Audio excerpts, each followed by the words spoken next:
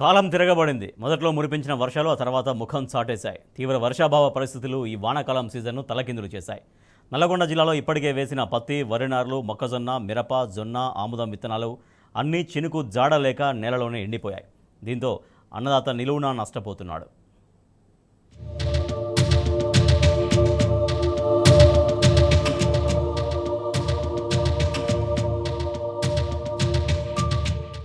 కాలం కలిసిరాక వరుణుడు కరుణించగా ఈ వానాకాలం సీజన్పై అన్నదాతలు ఆశలు వదులుకున్నారు. చుక్క నీరు లేక, వర్షం జాడలేక చాలా చోట్ల విత్తనాలు, వరి నారుమడులు ఎండిపోయాయి. మళ్లీ దుక్కి దున్ని కొత్త విత్తనాల్ని వేసుకునే పనిలో నిమగ్నమయ్యారు రైతులు.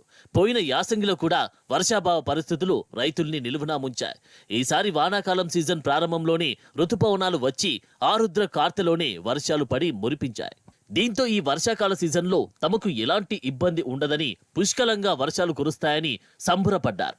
చెరువులు, కాల్వలు జలకల సంతరించుకొని భూగర్భ జలాలు పెరుగుతాయని ఆశపడ్డారు. కానీ రైతుల ఆశలపై నీళ్లు జల్లింది ప్రకృతి.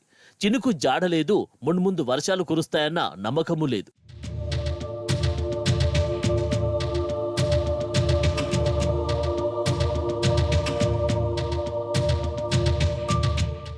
అప్పుడు తెచ్చి మరీ పత్తి విత్తనాల్ని, వరి నారుమడుల్ని వేశారు రైతులు. చాలా చోట్ల ఆముదం, జొన్న, మిరప పంటల సాగు కూడా ప్రారంభించారు. వర్షాలు లేక బోర్లు పోయాక పంటలు అన్నీ దాదాపు ఎండిపోయాయి. పోయిన జూన్ మాసంలో సాధారణ వర్షపాతం 91.6 మిల్లీమీటర్ల వర్షపాతం నమోదు కావాల్సి ఉండగా కేవలం 19 మిల్లీమీటర్ల వర్షపాతం మాత్రమే నమోదైంది. సాధారణం కంటే 71 మిల్లీమీటర్ల లోటు వర్షపాతం నమోదైంది. దీంతో అప్పులు తెచ్చి మరీ పత్తి, వరి, మొక్కజొన్న, కంది పంటల్ని సాగు చేసి కోట్ల రూపాయల అప్పుల్లో కూరుకుపోయారు. మొదట్లో వర్షాలు అనుకున్న సమయానికి కురవడంతో ఇక ఈ వానాకాలం సీజన్లో తమకు డోకా ఉండదని రైతులు సంతోషపడ్డారు.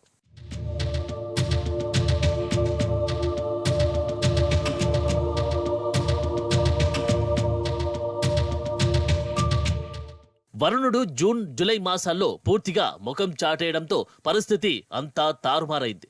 వర్షాలను నమ్ముకొని సాగు చేసిన పంటలన్నీ ప్రస్తుతం ఎండిపోయాయి. ఎక్కడికక్కడ విత్తనాలు భూమిలోనే మాడిపోయాయి. రోజురోజుకు ఉష్ణోగ్రతలు భారీగా నమోదవుతుండడం, వర్షాల జాడ కానరాకపోవడంతో రైతన్నలు ఆవేదన చెందుతున్నారు. మరోవైపు ఎక్కడా నీటి వనరులు అందుబాటులో లేకుండా పోయాయి. భూగర్భ జలాలు జాడ లేకుండా పోయాయి. వర్షాలు లేక ప్రాజెక్టులన్నీ బోసిపోయి కనిపిస్తున్నాయి. నాగార్జున సాగర్ అయితే డెడ్ స్టోరేజ్ కంటే తక్కువగా ఎండిపోయింది. కేవలం డెడ్ స్టోరేజీ 510 అడుగులకు గాను 500 అడుగుల నీరు మాత్రమే ఉంది. తాగునీరు కూడా తీసుకునే పరిస్థితి ఇప్పుడు సాగర్లో లేదు. నీటి జాడలేక బోసిపోయి కనిపిస్తున్నది నాగార్జున సాగర్. గత 10 ఏళ్లలో ఇంత దారుణంగా నీటి మట్టం పడిపోవడం, ఇన్ఫ్లో లేకపోవడం ఇదే మొదటిసారని స్థానికులు అంటున్నారు. కరెంటు వస్తలేదు సార్. ఇన్నాళ్ళు 24 గంటలు వచ్చేది, ఇప్పుడు కరెంటు బాగా వస్తలేదు, నీళ్లు లేవు. ఊళ్ళో నీళ్లు, మురికి నీళ్ళు పెట్టి పొలం పాలించుకుంటున్నా.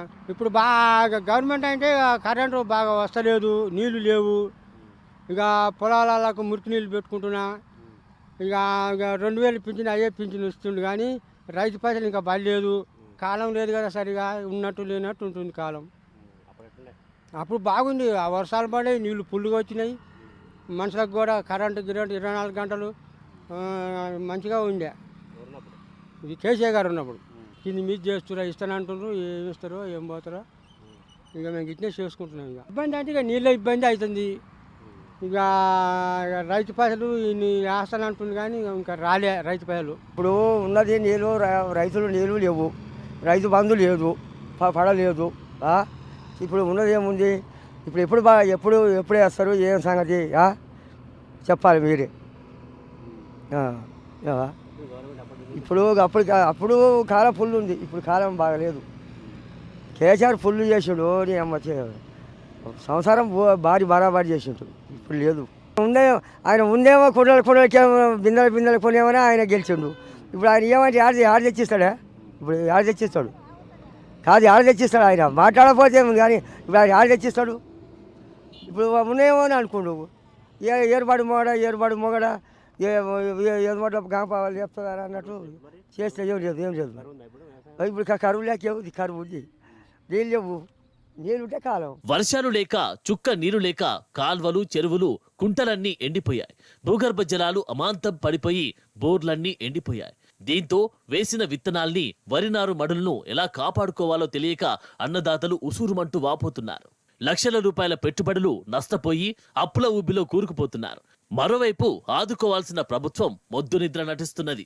పంట పెట్టుబడి సాయం, రైతు బంధు డబ్బుల్ని ఇప్పటి వరకు రైతులకు అందించలేదు. రుణమాఫీ చేస్తామని చెబుతూ ఊరిస్తుంది.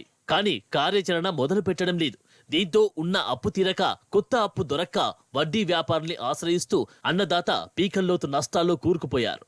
వర్షాలు లేక బోర్లు కూడా సరిగా వస్తలేవు, అనుకూలంగా లేవు. మాకు రైతు బంధు కూడా అనుకున్న టైంకు వస్తలేవు. చాలా వ్యవసాయం ఇదివరకు ఇప్పటికి ఎప్పుడో నాట్లు పడేది.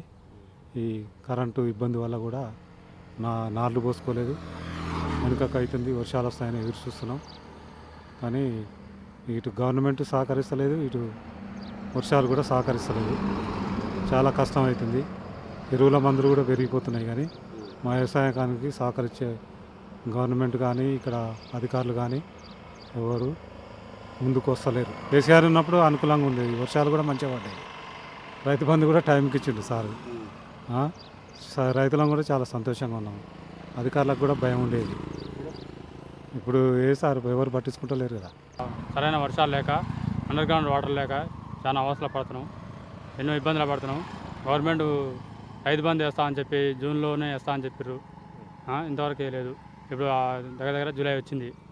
రైతు భరోసా అని పేరు చెప్పి ఇంతవరకు ఏమీ లేదు. మేము పెట్టుబడి సాయం కింద ఇంతకుముందు కేసీఆర్ గారు మంచిగా సాయం అందించేది. ఇప్పుడు అయితే చాలా ఇబ్బందులు పాలవుతున్నాం. పట్టించుకునే నాదు లేడు. సరైన ధర పెట్టేవాళ్ళు లేరు.